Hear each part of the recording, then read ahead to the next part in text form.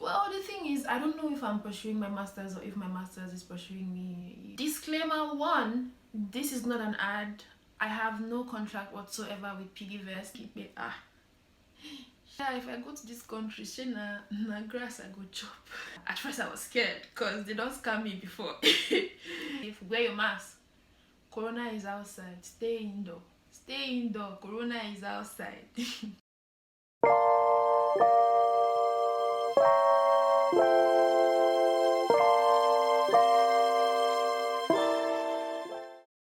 Hello human, it's me, your fellow human, and it's so great to have you here. My name is Ajachuku. I am a 22-year-old Nigerian currently pursuing my masters in France.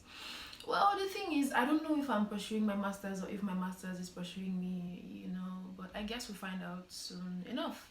So in this video, I'm going to be telling you how I saved up to 400,000 naira during my Nysc using Piggyvest.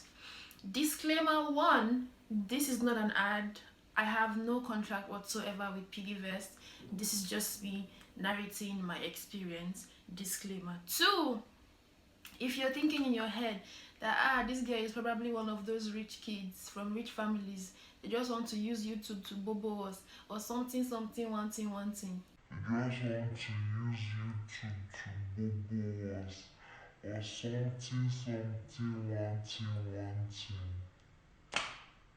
You are wrong, because no, that's not what it is. I'm here to tell you the truth, nothing but the truth, so help me God. So if you see me looking down, just know that I have my notepad here. So I wrote down a couple of things that I'm going to be talking about. First off, I will be talking about the things I considered before going to Nysc camp, like way before I got posted, the things I considered, that would help me save more. And then after that, I would talk about the things I did in camp that helped me get posted to where I wanted to get posted to. And then I would talk about how I planned my savings, how I was saving using Piggyvest throughout my Nysc, and then a summary of everything, and then maybe general advice on how to use the Piggyvest platform. Let's get into it. Okay, so a few months before my Nysc, I made sure I searched for companies that would accept core members. And by companies that would accept core members, I mean you have to search for companies that are looking for interns, because if you're searching for companies that are looking for full-time staff, they may not accept a core member, and that's just fact. It's possible that they may accept, but the companies that are most likely going to accept core members are companies that would clearly put it out there they are looking for interns. So when searching for companies, and you don't just search for any company, search for companies that you have something to offer. Nobody say you go study computer science, go to search for a company where they look for accountants. You get me? So you search for companies that need what you have to offer, and then you streamline your search to interns, because those are the companies that are most likely going to accept core members.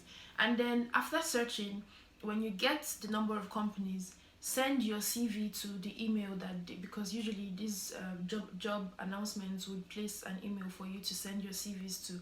So send your CVs, explain to them that you're preparing to go for camp, but you're available if they want to call you in for interview before you go to camp. If at all you eventually get to go for an interview way before you go to camp, and you get an offer letter as an intern from this company, when you go to camp, all you have to do is just submit that offer letter to the administration. They tell them that you already have an offer, and they will post you directly to that company. But in a case where you don't get an offer, because for me in my own time I didn't get any offer first, but I had already sent my CV out to different companies, explaining to them that I'm preparing to go to camp, and if they need core members, they should please reach out to me or send me reply my email or something like that. So it's important that you do your your research, search for companies that may be needing core members way before you go into camp. And then another thing which is really important before going to camp, if it is possible for you to make sure that you get posted to a place or like a state or city where your family lives, or where a family friend or something lives, it would be really great for you, because this would help you cut lots and lots of costs. Like, honestly, I'm speaking from my own experience. So if it's not something you want to do, it's okay. I'm just explaining what, I considered for myself. I tried to make sure that I got posted to Abuja, because my mom lives in Abuja. So I got to do my youth service from home. And I know we are all adults, and you may want to go to a different place, far from home, because you want to have your space and all of that. But if you have like a particular target, honestly, living with your parents would help you save a whole lot of money. I'm honestly telling you this. Then I think from my own experience, I think private companies or NGOs are most likely going to pay you more as a copper than government offices. I'm not sure. I'm just saying based on what I experienced or what I saw for myself during my time. Most of my friends that were working with NGOs and private companies, and myself, I work with a private company, we were getting paid. But a couple of others that were working with government offices, I think they were getting paid, but not as much as we were getting. I don't know, I'm not sure, but yeah. So if it's possible for you to apply to only private companies or NGOs, then do that. But again, it's your choice. Now, moving on to the things I did while in camp. When you get to camp, make sure that you are active. There's something we call eye service in Nigeria. Do eye service, make your platoon officer see you, because it's going to help you a lot. Your platoon officer would say that you're really serious, and then when it's time to get posted, if you already have a particular place you want to go to, even if you do not have the offer letter, your platoon officer would gladly just make sure you get posted there, because he or she must have seen that you've been serious throughout your stay in camp. You've been active, you've been participating in different things that have been going on and all of that. During my time, I did drama, I did singing competition, I did everything. So I think that really helped me a whole lot, because I got posted to where I wanted. Moving on to how I planned my savings.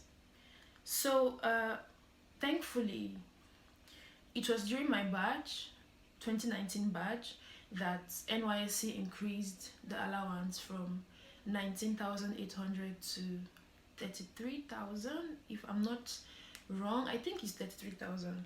Either 33,000 or 30,300. I shall know there is 33 somewhere.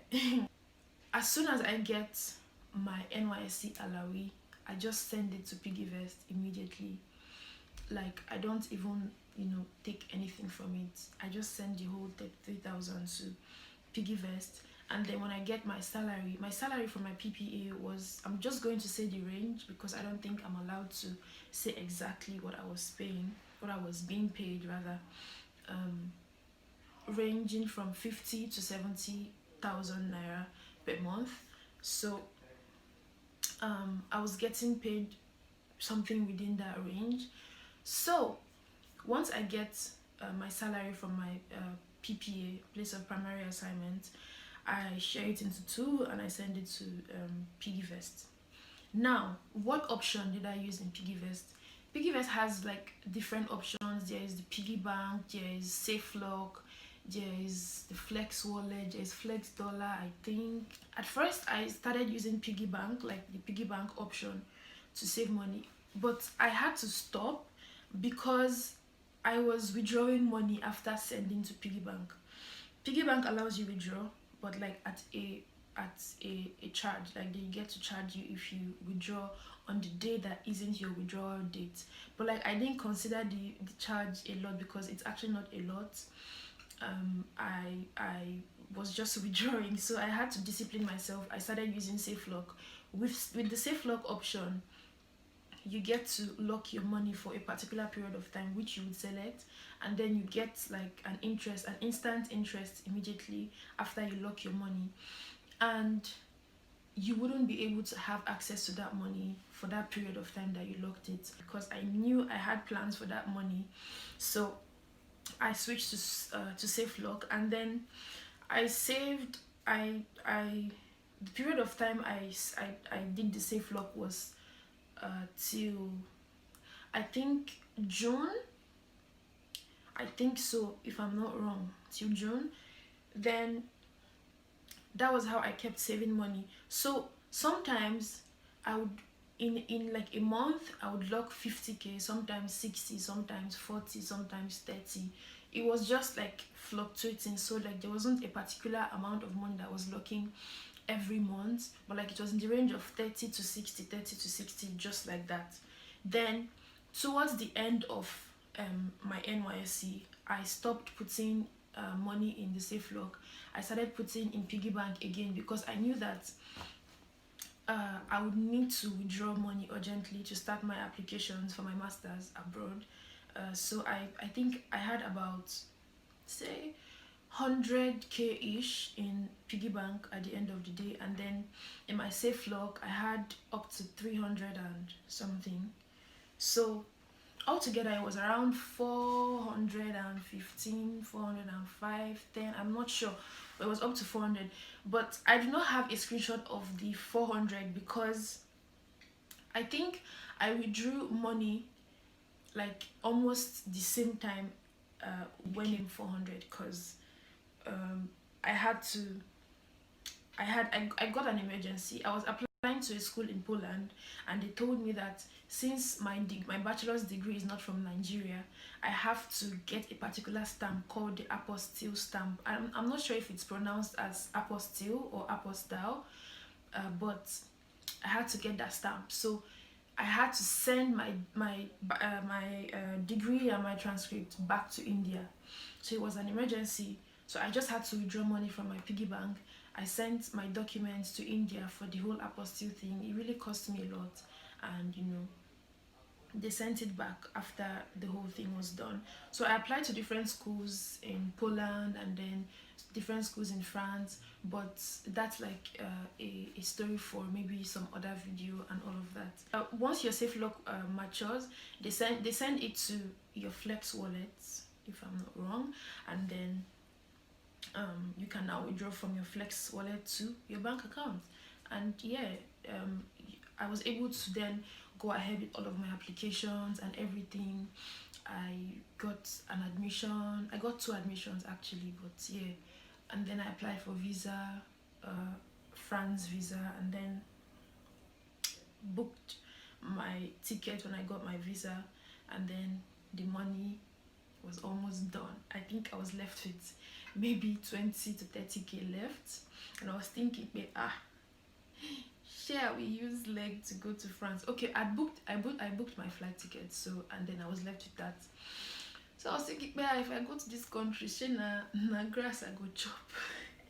The plan for the money saved during NYSC was to be able to apply, get my visa, and leave the country. I was hoping that when I get to my destination, because I was only applying to European countries, I couldn't afford Canada, I couldn't afford the US, I really wanted to try, but it was way above what I could afford, so I just stuck to European countries.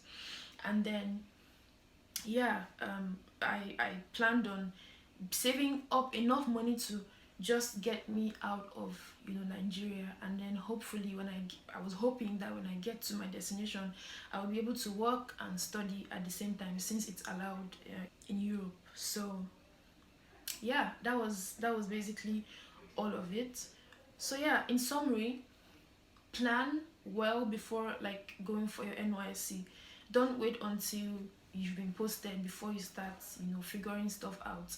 Start searching for companies that need interns, asking around for companies that are taking coppers, and ask how much. Don't be scared to ask how much they pay coppers. Ask. Me I was so scared. but ask how much they would pay, and you know, don't say no, it's too small or anything like that, but like, you know, just weigh your options. Ask different companies that, you know, you go for interview, ask them how much they are paying, weigh your options. What are you going to learn? Are you going to gain experience? Are you going to get this or that? You know, weigh your options, and then you figure out what works better for you. So yeah, I think that's all about it. And like I said earlier in this video, this is not an ad. I do not have any contract with Piggyvest or anything. But if Piggyvest wants to sign the girl, we are open to that. A huge shout out though to Piggyvest and the team. Listen, I love the user experience of the app like so much. The app is so well structured. It's like the user experience is really, it's just too cool. And then when the dark mode came, I was like, yes, you made this for the blind. Because yeah, when it's too bright, it hurts my eyes. So when dark mode came out, it was really nice. So a huge shout out to Piggyvest and team, to Big Odun Energy. I don't know if I pronounced it well, but I'm such a huge fan, huge fan. And also big shout out to Kosi. Kosi was the person that introduced me to Piggyvest. At first I was scared because they don't scam me before. So Kosi was like, no, it's safe. She explained everything to me, you know, and then I tried it out and it worked out so good for me, and I'm so thankful, Kosi. If you're going to see this video, thank you so much. I think this is where we call it fin. C'est fini. Oh, that I think that was like, you know, a coincidental effect. But yeah, thank you so much. If you made it this far, thank you so much for watching. Thank you so much for stopping by to watch my video. I hope you learned a thing or two from this video, and please be kind enough to share this video with whoever may need it. And it doesn't have to be someone that is preparing for NYSC. You can save even when you are not doing NYSC. If you're working, if you're doing business, you can save with Piggyvest. And I highly recommend using SafeLog, because if you don't use SafeLog, guy, you withdraw your money. You'll be tempted to withdraw it. So I think SafeLog is like the best option according to me, though I'm not sure about every other person. At the end of the day, do what works for you, but if you can use SafeLog, I really think you should. So thank you so much once again. Subscribe, please, like, share with your friends, share with family, share with everybody, and be sure to stop by next week, because I'm going to be posting a new video about my scholarship, the whole process of application, and how I moved to France in a pandemic. But anyways, thank you so much, humans, and I hope to see you soon. I wish you nothing short of an amazing year. I wish you all the very best, and I hope you have so many reasons to be happy. Thank you so much for your time, and be safe, stay safe, wear your mask. Corona is outside. Stay indoor. Stay indoor. Corona is outside. Thank you guys. Bye. See you next time. Mwah.